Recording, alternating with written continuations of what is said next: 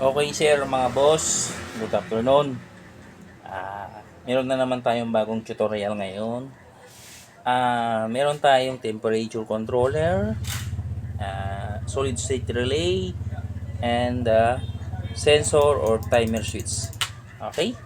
Ang mga piyesa na to ay mostly ginagamit sa mga heat press. Sa maliit na heat press hanggang large format. Katulad ng mga drawer type na heat press, ganyan. So, itong sensor na to, meron tayong sensor. Ito yung sensor doon sa loob ng heating element. Once na nainitan to, magbibigay na signal papunta dito. So, aangat yung reading natin dito sa bandang taas. Kung paano i-set to, yan. I-press lang yung set. Setting power, meaning ito yung setting value natin kung ano yung set natin. So, let's say 105 set. ST, setting time, pwedeng 20 seconds, ganyan, set, okay? So, once na inon mo yung heat press, mag-start ng magsisense ng init to, kasi nga, once na naka-on na yung controller natin, magbibigay siya ng signal dito sa relay para magkaroon ng trigger yung triac dito, papasok yung isang linya doon sa heating element. So, heating on state na yung heating element natin. So, ngayon, once na na-reach niya na yung init dito,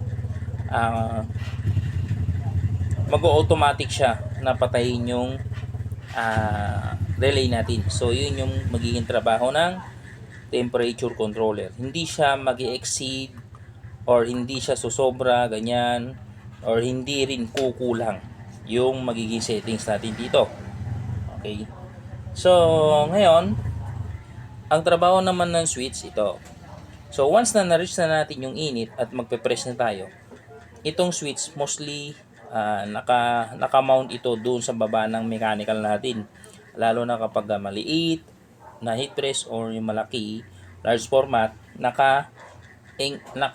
mount doon sa baba ng mechanical. So once na binaba natin yung heat press, meron tayong mechanical dito na malapit sa switch na pag binaba natin, tatamaan niya tong switch.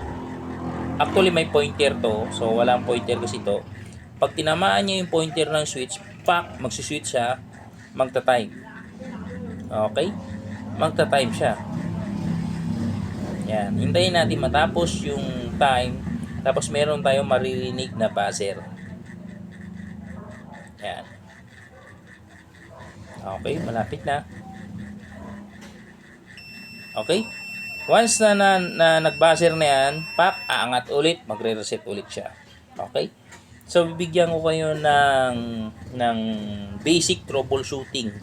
If ever na hindi gumana yung timer, pinress mo yung heat press mo, maliit man yan or malaki, small size or large format size, kapag binaba mo at hindi nag-time yan, ang number 1 na sira noon ay yung switch. Example, binaba mo yung heat press, tapos yung yung mechanical mo, tinulak niya yung switch, naitulak niya yung pointer, pero hindi siya nag-count. Example, hindi siya nag-count. Ang sira dun, defective na yung switch mo. Okay? Pwede ring magiging problema is yung mechanism niya, yung mechanical. Once na pinress mo siya, tapos may tama na yung both side ng mechanical mo, tapos yung mechanical niya, pag press mo, hanggang dito lang, hindi niya naabot yung switch. Ibig sabihin, may tama na yung mechanism ng heat press mo. So, i-check mo yung both side nun. Baka maluwag na, lumaki na yung butas, ganyan. So, kailangan ma-repair yun para may ibalik sa dati.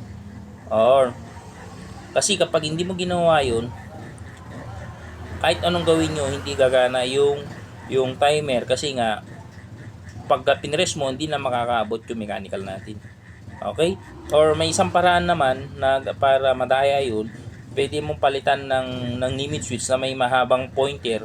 Babaluktot mo na lang ng ganun para pag press, maabot niya yung pointer. Saka siya magka-count. Okay? So, yun yung isang problem na mostly na problema ng mga ibang heat pressoner natin. Tapos minsan biglang ayaw uminit ganyan.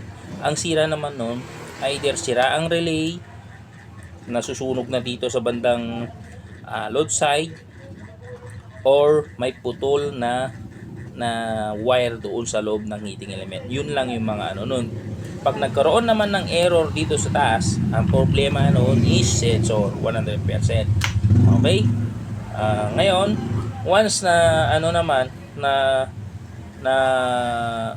fluctuation yung ano natin, yung magiging reading dito, dalawang cause naman yun, either sensor or yung temperature controller ano magiging sira. So ito yung mga wiring niya lang, mga basic lang, yan, mga gustong matuto. Actually lahat ng pyesa ng heat press natin available sa akin.